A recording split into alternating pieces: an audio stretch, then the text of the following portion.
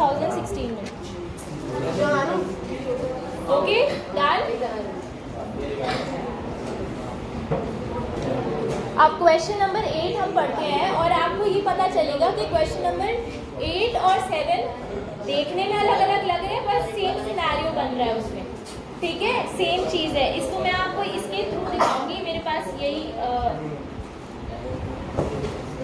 Object है, ये देखिए, ये कॉनिकल डिप्रेशन है। अगर आपको वहाँ से नहीं पता चल पा रहा है, ये कॉनिकल है बेसिकली। अगर इसको और क्लियरली आपको दिखाना है मुझे, ये देखिए, ये कोन है और ये इसके अंदर पूरा जा रहा है ना।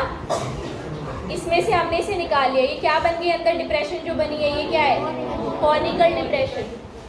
आया समझ में? हालांकि हमारे क्वेश्चन में वुडन ये क्यूबिकल नहीं है जिसमें से कोन निकाला गया, वो कौन सी शेप है, सिलेंड्रिकल शेप है। तो ये इमेजिन कीजिए कि सिलेंड्रिकल शेप में से हमने इस तरीके से एक कोन निकाल दिया, कॉनिकल डिप्रेशन बन गई। ये बिल्कुल सेम क्वेश्चन है क्वेश्चन नंबर 7 की तरह। उसमें टॉप पर था कोन, तब भी आप जो सरफेस टच कर पा रहे थे, जो सरफेस टोटल आपके पास आया था, सेम सरफेस यहाँ पर बनेगा। देखो ये सिलेंडर है, सिलेंडर के अंदर तो सिलेंडर का सी से तो आप टच कर ही पाओगे, प्लस जो कोन कॉनिकल डिप्रेशन अंदर बन गया, देखो उसको भी हम टच कर पा रहे हैं, कॉनिकल डिप्रेशन को भी टच कर पा रहे हैं ना पूरा, यानी सी ऑफ कोन भी ऐड हो जाएगा। बोलो समझ में आ गया? यस, यही क्वेश्चन नंबर 8 में बोला है। एक बार क्वेश्चन मैं समझा देती हूँ आपको दोबारा से। From a solid cylinder, solid cylinder कहते हैं बेटा इसको, देखिए ये है सॉलिड सिलेंडर, पूरा भरा हुआ, खाली नहीं है ना अंदर से। ऐसी कोई भी शेप होती है उसको हम सॉलिड शेप कहते हैं, सॉलिड सिलेंडर है ना, सॉलिड क्यूब, ठीक है, और भी सॉलिड कोन, ये देखिए सॉलिड कोन। तो ऐसा एक सॉलिड सिलेंडर है जिसमें से एक कोन निकाल दिया गया है, कॉनिकल डिप्रेशन बनाई गई है, ठीक है। आ गया ना समझ में? शेप समझ में आ गई? चलो इसको ड्रॉ कर लेते हैं।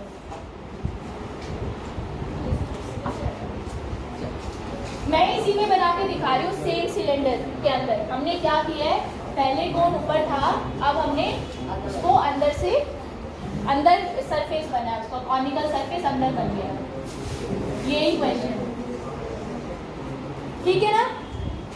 ओके, अब देखिए क्या बोला है इन्होंने क्वेश्चन में, from a solid cylinder whose height is, cylinder की हाइट कितनी है, कितनी है, 2.4 सेंटीमीटर। अच्छा 2.4 सेंटीमीटर,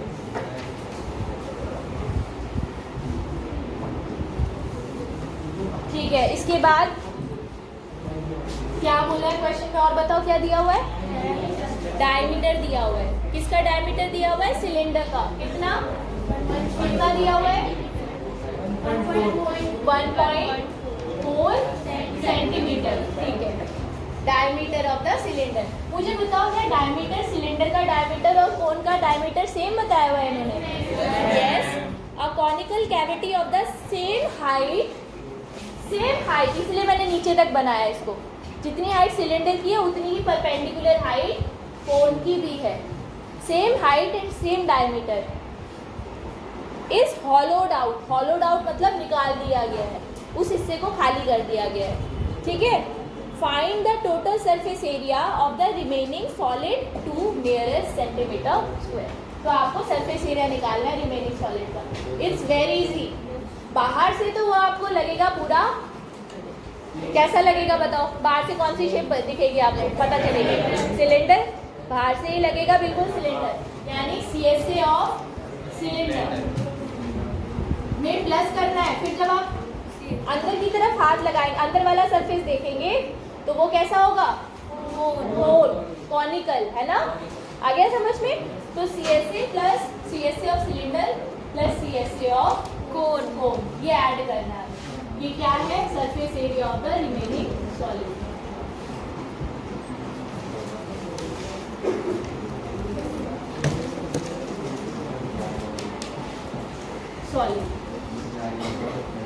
तो अब बताओ मुझे CSA ऑफ सिलेंडर क्या होता है भाई। इसके अंदर आप और अच्छे से देख लो, ये है इसके अंदर से कॉनिकल, ऐसी अंदर से कॉनिकल कैविटी बना के निकाल दिया हमने उसे।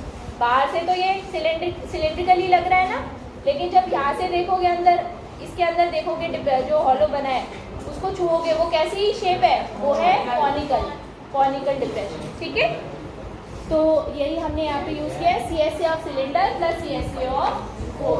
ऐड कर दीजिए, फॉर्मूला पुट कर दीजिए। CSA ऑफ सिलेंडर कितना होता है तो याद हो गया होगा 2πr/h। इसमें कौन का CSA ऐड करो, πr/l। चलो अभी सॉल्व करते हैं। सो 2π, अभी हमारे पास क्या क्या है देख लेते हैं। R है अभी हमारे पास, इसकी सिलेंडर की R है क्या है 1.4/2, 1.4/2। R कितनी है 1.4/2 यानी कि 0.7 सेंटीमीटर। अच्छा, क्या हमारे पास हाइट है सिलेंडर की, यस। h कितना है 2.4 सेंटीमीटर।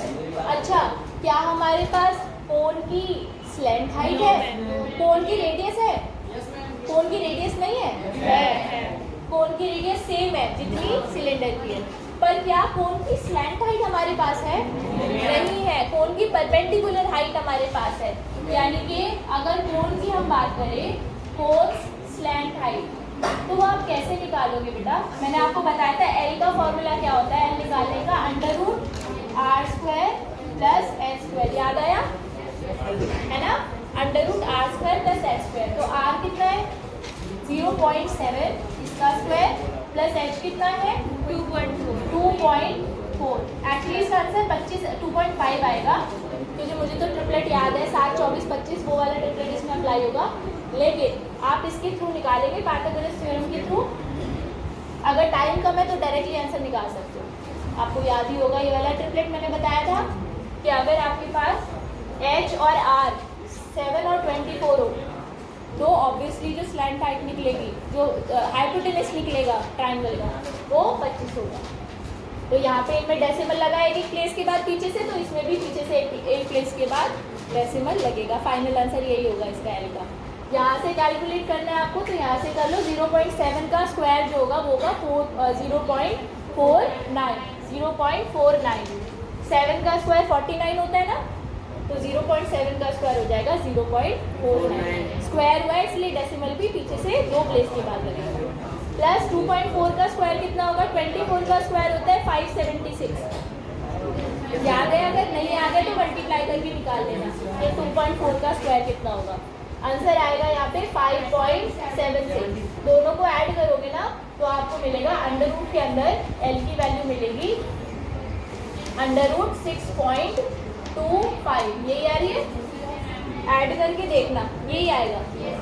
ठीक है, इसका रूट आपको सीधा सीधा पता है, 625 का रूट होता है 25, तो 6.25 का रूट हो जाएगा 2.5। ये आ गई L की वैल्यू सेंटीमीटर। क्लियर है, L आ गया, बस अब कुछ नहीं चाहिए, L की वैल्यू भी हमारे पास मिल गई। L आ गया 2.5, इसमें पुट कर दोगे आंसर आ जाएगा 2.5 सेंटीमीटर।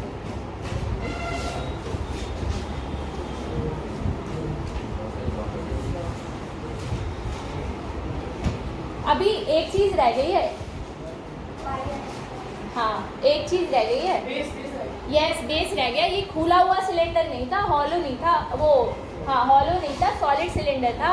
जब आप कॉनिकल डिप्रेशन इसमें से निकालोगे ना बेटा, तो ये हिस्सा तो रह, यही तो खुला, जहाँ से निकालोगे वो हिस्सा तो हटेगा, ये नीचे वाला तो रह जाएगा ना, ऐसे कैसे बंद नहीं आया समझ में, आ गया ना।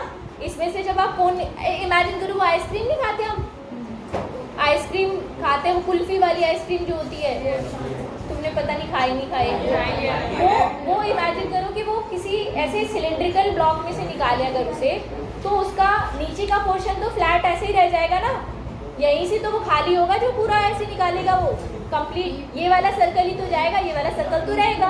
तो इसको और हमें ऐड करना है यहाँ पे πr², जो बेस है सिलेंडर का। क्लियर है, ठीक है। दूसरा सर्कल कहाँ गया बताना, एक सर्कल तो रह गया, दूसरा सर्कल कहाँ गया, कोन के अंदर, जो कोन आपने निकाला है ना इसमें से, उसके साथ चला गया। ठीक है, तो यहाँ पे πr² और ऐड कर देना। पे इसमें वैल्यूज पुट कर देना, सबकी वैल्यू आपके पास है। फाइनल आंसर बताओ कितना आएगा कैलकुलेट करके, चलो जल्दी।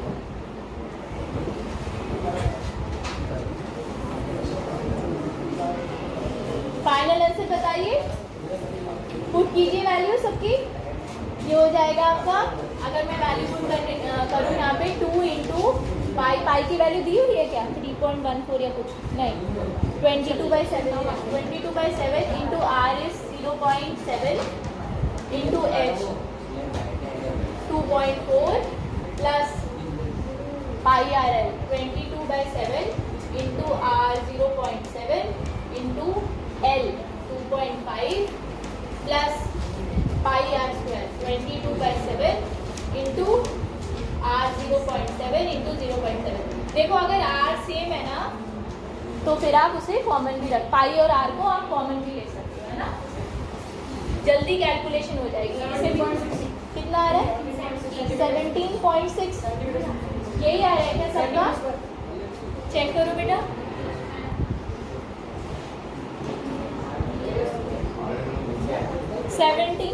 ही आ रहा है, ओके।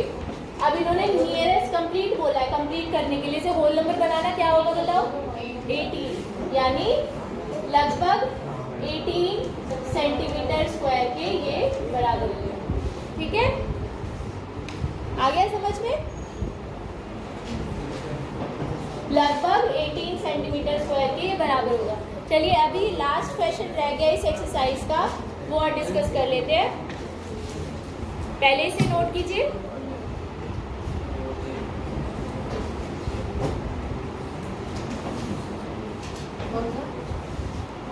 बेटा अब देखिए अगला जो क्वेश्चन है, आप कहोगे मैम, आप बोलोगे मैम ये क्वेश्चन तो बिल्कुल नया है, ऐसा क्वेश्चन तो हमने देखा ही नहीं। मैं कह रही हूँ ये क्वेश्चन बिल्कुल सेम है, कर चुके हो अभी इसी एक्सरसाइज का एक क्वेश्चन कर चुके हो, मुझे बस बता दो कि कौन सा क्वेश्चन था ऐसा।